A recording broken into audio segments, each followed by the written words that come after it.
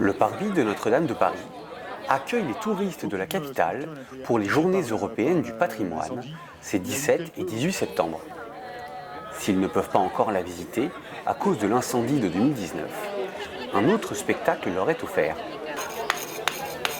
Les artisans de la restauration de la cathédrale présentent leur métier aux visiteurs, comme Adrien, tailleur de pierre spécialisé dans les monuments historiques. Alors nous sommes là pour montrer un peu comment on taille une pierre et pour exposer les différentes étapes qui permettent de passer d'un bloc brut, d'un bloc de carrière, d'un bloc marchand, à un bloc qui va être d'abord taillé sur 6 faces et après taillé. Les moulures seront taillées particulièrement sur chaque caillou, donc on essaye de montrer un peu toutes les étapes.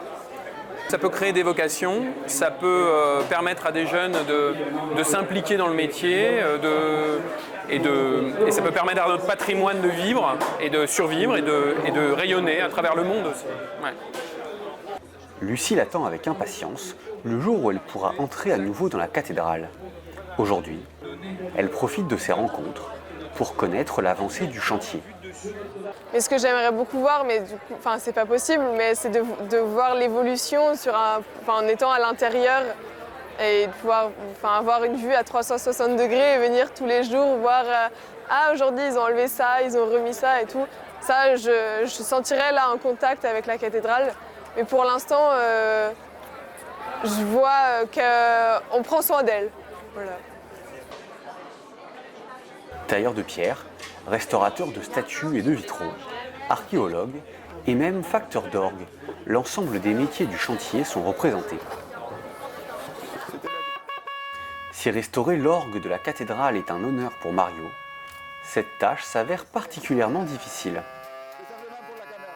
C'est un défi très grand parce que c'est le plus grand orgue de France et la difficulté dans un chantier d'orgue, c'est exponentiel par rapport à la taille de l'instrument. Ici, notre travail, c'est de rendre l'instrument tel qu'il était avant l'incendie. Ce n'est pas de rénover l'instrument, de changer, d'apporter notre touche personnelle. Il faut qu'une fois qu'on range l'instrument, il semble qu'on n'avait jamais passé par là. C'est ça notre objectif, de le rendre tel qu'il était avant, en contribuant à préserver le patrimoine musical de Notre-Dame, qui c'est ancien comme la cathédrale en soi-même. Pour les autorités publiques, l'information aux visiteurs fait partie de leur mission, et ceux-ci sont au rendez-vous. Ce qui est extraordinaire dans ce chantier en réalité, c'est l'enthousiasme, l'intérêt qui ne se dément pas du public pour ce chantier. Voilà. Par ailleurs, je rappelle qu'il est financé par des donateurs, donc nous avons le devoir d'informer les gens de ce que nous faisons de leur argent. Pour Monseigneur Ribado-Dumas, le nouveau recteur de la cathédrale, l'intérêt de la population pour Notre-Dame est continu depuis son incendie.